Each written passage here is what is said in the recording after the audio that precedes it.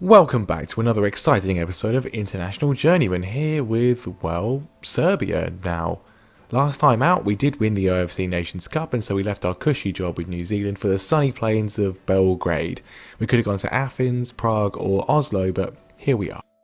I did really consider Norway. I think they have some excellent young players like Christopher Ajer, Erling Haaland and so on, but overall I think the potential of this Serbia squad is huge. It was too good of an opportunity to pass up. Sergej Milinkovic-Savic is obviously the star man and one of the best midfielders in the game. They've got Luka Jovic and Alexander Mitrovic up front, Nastasic, Milinkovic at the back and Zivkovic on the wing. I mean, we've got more itches than a skin infection clinic. Ranked 48th in the world, I think this is the best option available to us and we should be looking to qualify for the World Cup in a year's time. But we do have the Nations League to negotiate first of all, and Serbia find themselves down in Division C, which is a bit of a surprise, but there we are. Should be pretty easy to get promoted, but we've got to get past Slovenia, Belarus and Finland because apparently there's 4 teams in a group when you're this far down. I do feel a little bit sad to be leaving New Zealand, given the fact we got the Olympics and the World Cup qualification to go, and we may well have done well in those, but realistically we would never have won them and we needed to move on to a better opportunity. And so after a lot of spacebar pressing, here we are, Belarus, our first game in charge and what should be an easy 3 points. Rajkovic is a very dependable figure in goal, Nastasic and Milinkovic look like a solid centre-back partnership in the making. Fullback is a bit of an issue, we've got Ristic and Tomovic on the flanks for now, but otherwise we will be relying on a 47-year-old Alexander Kolarov. Milinkovic-Savic is going to be playing with forgotten Liverpool midfielder Marko Grujic in midfield, with Zivkovic on the right hand side and Gacinovic, I think, on the left. Dusan Tadic is going to play behind Luka Jovic up front. I mean, he's not Chris Wood, but he'll do. The players are sufficiently motivated, my crash course in Serbian clearly going well, and we're off. It's a slow start, but 27 minutes in, a throw-in pinballs around before eventually finding Andrea Zivkovic to slot home the first goal of our tenure. Lovely stuff, and also the only stuff. A couple of minor chances, but we go into the break 1-0 to the good.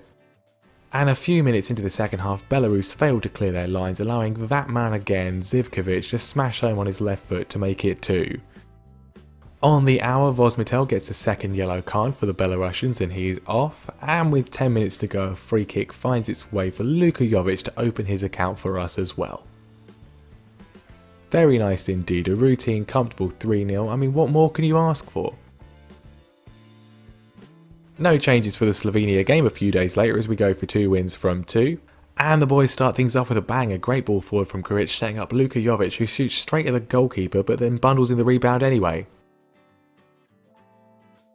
Nothing much happens until the 36th minute when Zivkovic sends a beautiful curling shot past Jan Oblak into the far corner for his 3rd goal of the tournament so far.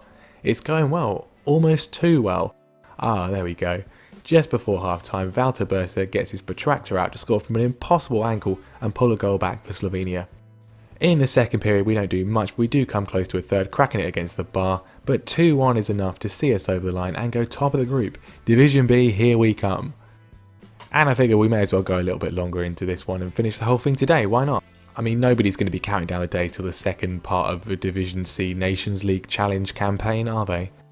I played over the next 2 games off camera and, well, we did actually lose one of them, going down 1-0 to Finland, who played really well before that man, Timo Pukki, popped up for a late winner.